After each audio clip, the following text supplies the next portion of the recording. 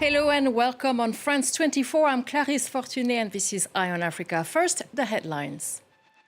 Vote counting has begun in Mozambique after a general election. Observers say it was a peaceful day of voting. President Filipe Nyusi is stepping down, but a ruling Frelimo party is expected to hold on to power.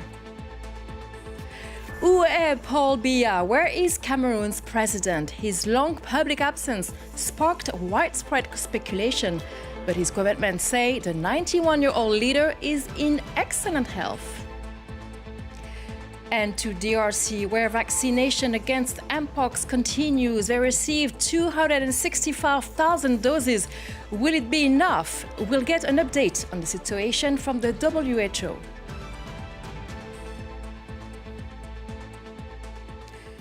Polls have closed and ballot counting has begun in Mozambique. Some 17 million people were registered to vote for presidential and parliamentary elections. President Filipe Nyusi will step down after 8 years in office, and 4 candidates are vying for the hot seat. Security, economy, Laurent Berstecher presents the main issues that might have hung in the balance. It will be a central priority for Mozambique's new government, restoring security in Cabo Delgado. The northern province has since 2017 been targeted by a sprawling jihadist insurgency that killed scores of civilians and displaced hundreds of thousands of people. And despite the intervention of several foreign military contingents, authorities haven't been able to quell the violence. The situation in Cabo Delgado is also closely linked to another major challenge, redressing the economy in one of the world's poorest countries. In 2010, the discovery of massive offshore natural gas reserves sparked hopes of an economic upturn for Mozambique, but exploitation projects have stalled for the past 3 years because of rampant insecurity in Cabo Delgado. As a result, some 18 billion euros in foreign investment remain frozen indefinitely in a country where over 60% of the population still lives below the poverty line. I hope this election will bring about real change.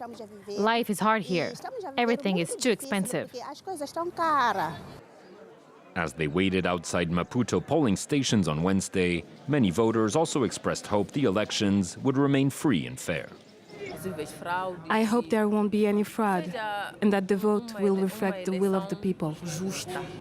In 2019 and 2023, elections in Mozambique were marred by irregularities and accusations of fraud, and their outcomes widely contested by the opposition.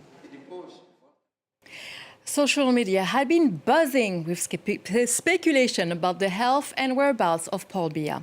Cameroon's president has not been seen in public since September, but authorities insist the 91-year-old is in excellent health.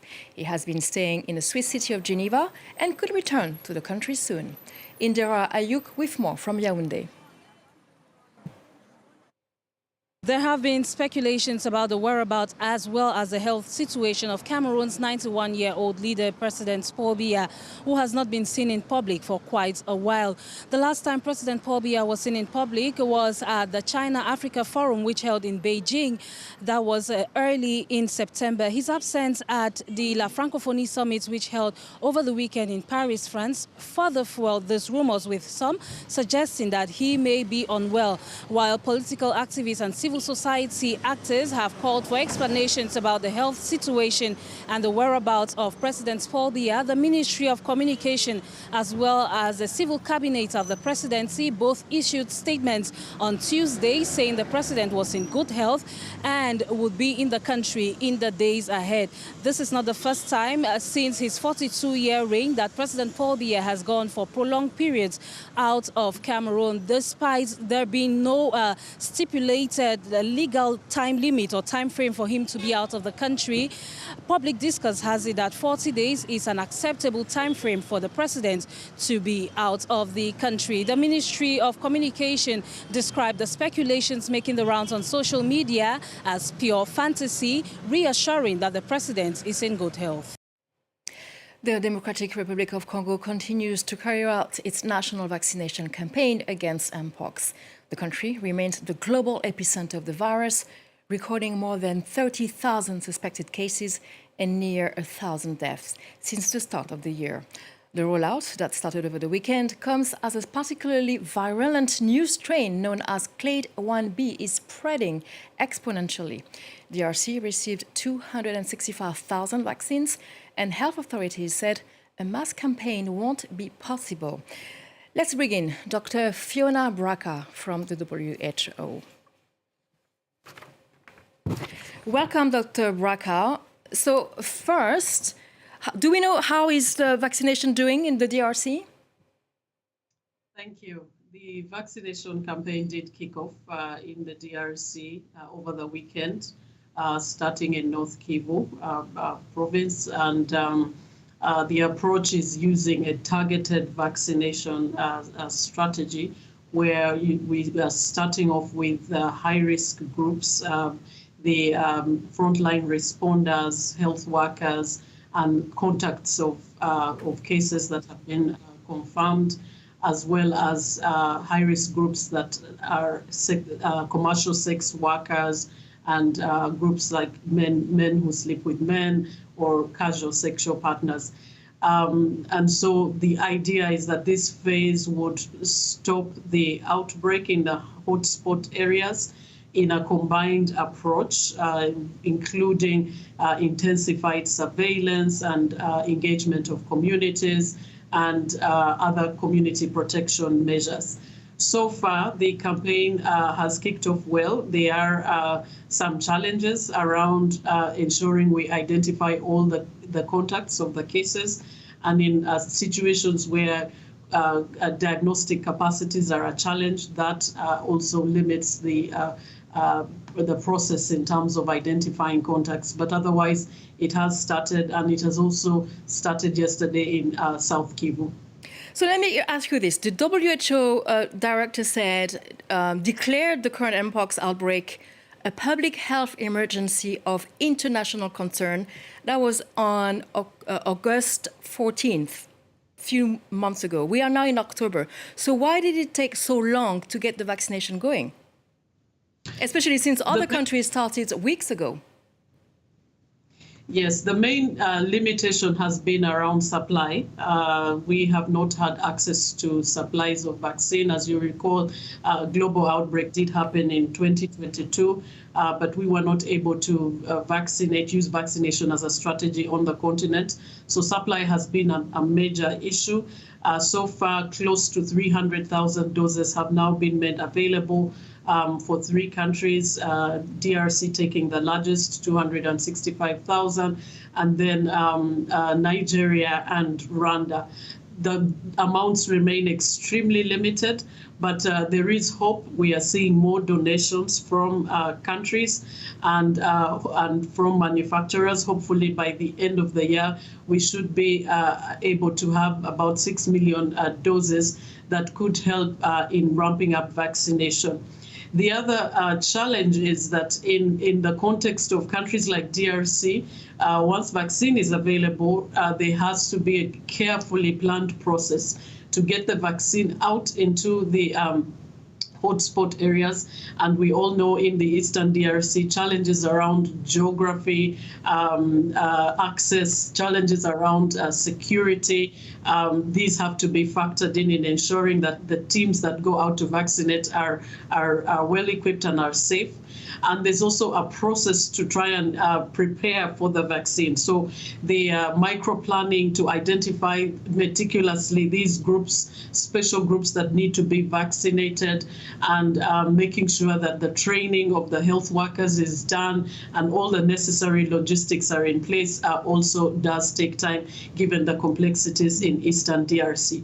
But they have started, and our message is that vaccination is not the magic bullet. It has to be done in a combination with other strategies. We must be able to identify cases quickly. We must be able to take the necessary measures to isolate those cases, prevent spread to others, and ensure that communities are also mobilized and that they understand the disease and understand how they can protect themselves. That, in combination with the vaccination, should be able to stop this outbreak.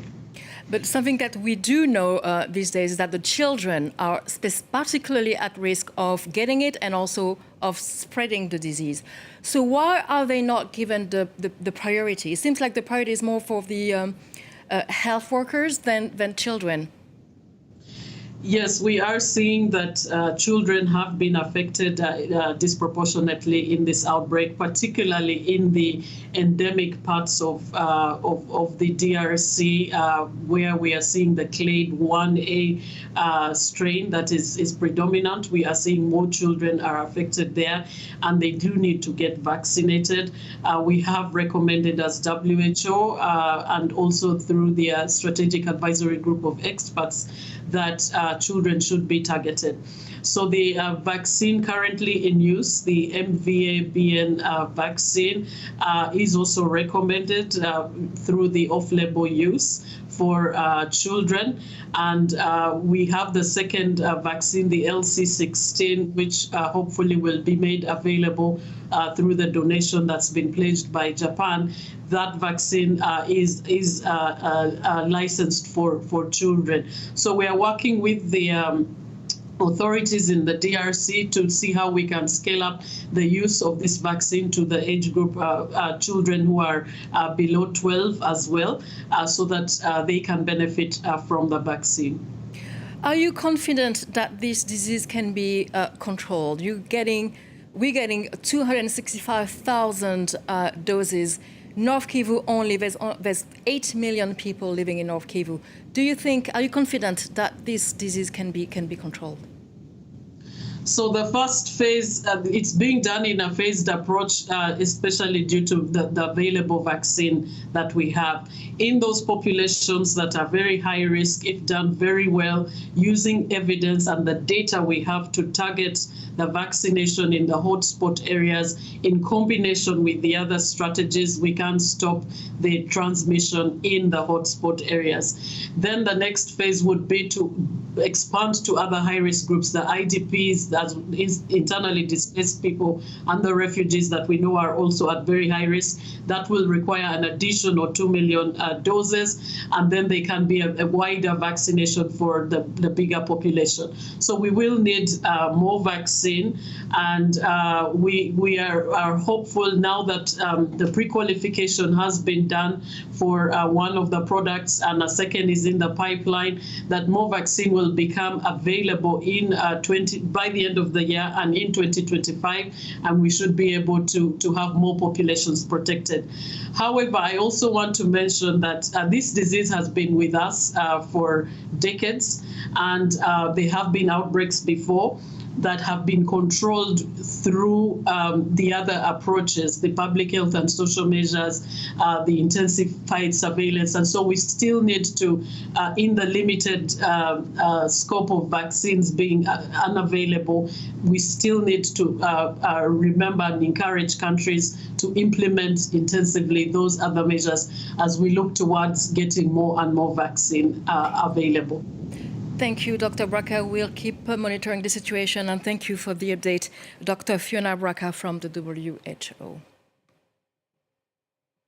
Now, October has been designated a pink month to raise awareness on another disease, breast cancer. In Niger, several women's associations gathered to give free breast and cervical cancer detection in the capital, Niamey. Hundreds of women attended the event, and in Niger and across the Sahel region, breast and cervical cancer are still unknown, especially in rural areas. Women like Dr. Ramatoulaye Cissé Diop have been trying to educate people about those issues for decades now. Une femme sur 8. In Niger, 1 woman out of 8 will have breast cancer. This is enormous. It justifies every detection test we're doing right now so that we can handle it on time. If we can detect it early enough, that woman is saved.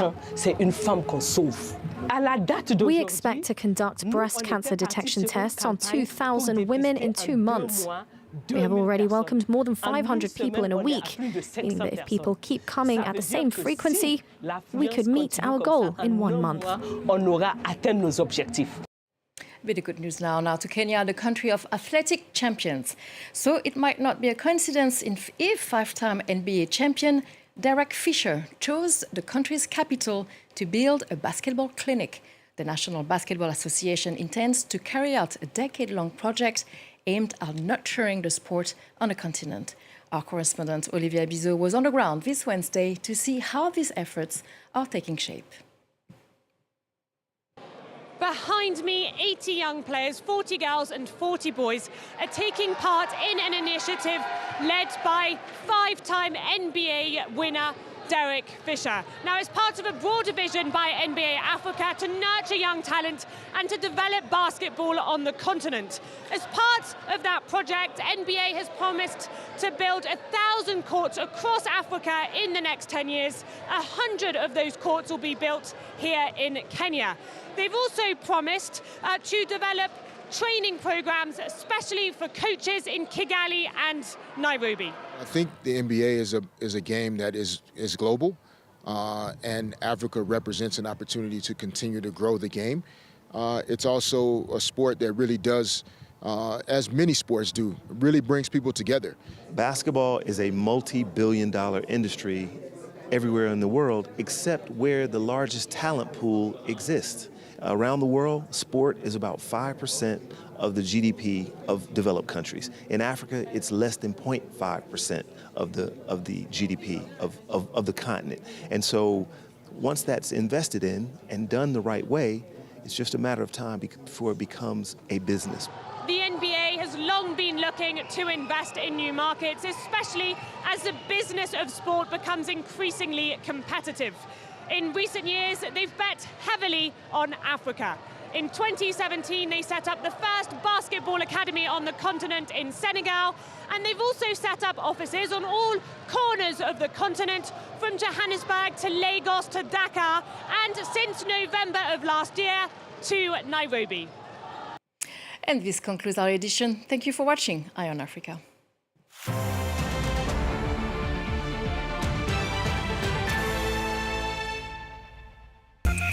They are so French. We see them as gourmets, the height of elegance. We imagine them as romantic and insolent, or grumpy, with an inimitable accent. But do the French live up to their reputation? Every week, Florence Villeminot takes a look at her compatriots, their culture, their way of life, their traditions, meeting the French who are so French. Watch French Connections, presented by Florence Villeminot on France 24 and France24.com.